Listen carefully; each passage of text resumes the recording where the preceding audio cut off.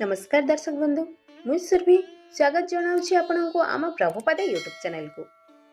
दर्शक बंधु ओडिशा राज्य रे रही अछि अनेक प्रसिद्ध शैवपीठ।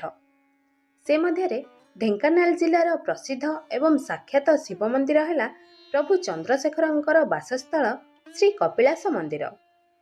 कपिलास रे पर्वतगिरी उपरे काहीं केते जुगरु प्रभु चंद्रशेखर वास करुछंती। चंद्रशेखरंक दर्शन निमंते एठारे वर्ष सारा भक्त मानकर अनेक भिड़ लगी रही थाए। एही प्रसिद्ध स्थलर किंबदंती बा लोककथा लोक मानंकु चकित करि थाए।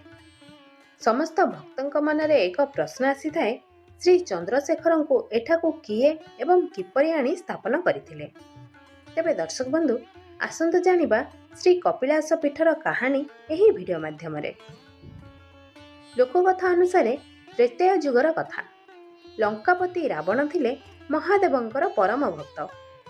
से शिवं को प्रसन्न करबा पई हिमालय जाई तांको घोर तपस्या करथिले। रावणर तपरे महादेव प्रसन्न होई तांको दर्शन देइथिले एवं एते कठोर तपर कारण रावण को पचारिथिले। रावण महादेवंकु लंका नहीं जिबा पई तप करू अछि बोली कहिथिले। रावणर कथा सुनी शिव कहिथिले, हे भक्त, मु हेउछि सर्वव्यापी, समग्र ब्रह्मांड हेउछि मोर वासस्थल। तुमे मते जेउंठी खोजिब मु सेठारे तुमको मिलिजिबि। मोर कौनसी वास करिबार निर्दिष्ट स्थल नाही। मु लंकारे किपरि वास करिबि तुमे कुह।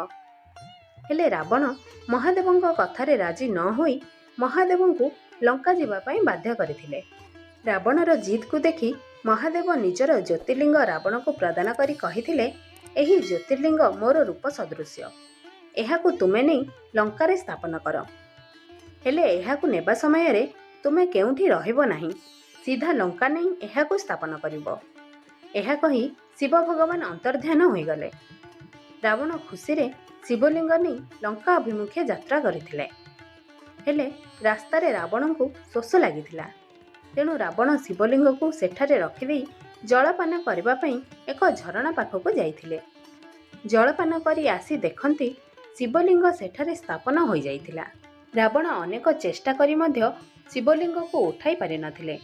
शेषरे से हार मानी सेठारे महादेवंकर ज्योतिर्लिंग को छाड़ी चली जाइथिले।